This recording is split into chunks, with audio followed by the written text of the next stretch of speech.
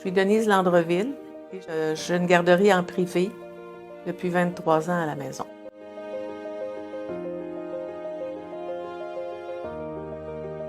Mon fils, Marc-Antoine, c'est pourquoi je suis en contact avec un enfant différent depuis 43 ans.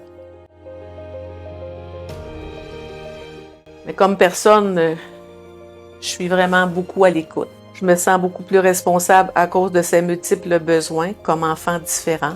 Tout ce temps, j'ai appris à être obligée d'ouvrir des portes, comme Mali en exemple, qui est un mouvement pour personnes en loisir, défendre ses droits pour avoir des services et présentement prévoir son avenir.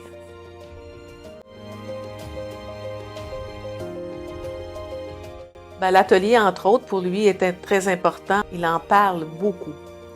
Ça lui aide à être accepté et accepter les autres. Il a besoin de ses pairs.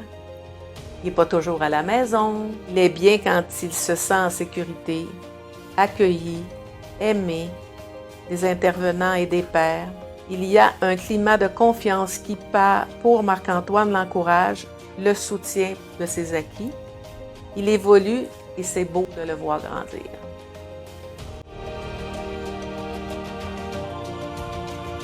Par rapport aux ateliers, d'être constant dans leur personnel, d'être constant dans le travail avec Marc-Antoine, de bien le comprendre à son arrivée et au travail. Au sujet du transport, qu'il soit sécuritaire, surtout avec les taxis, qu'on l'aime, mon fils, comme il est. Enlever les barrières et promouvoir l'égalité aux accès des ressources et aux opportunités pour chacun des personnes différentes.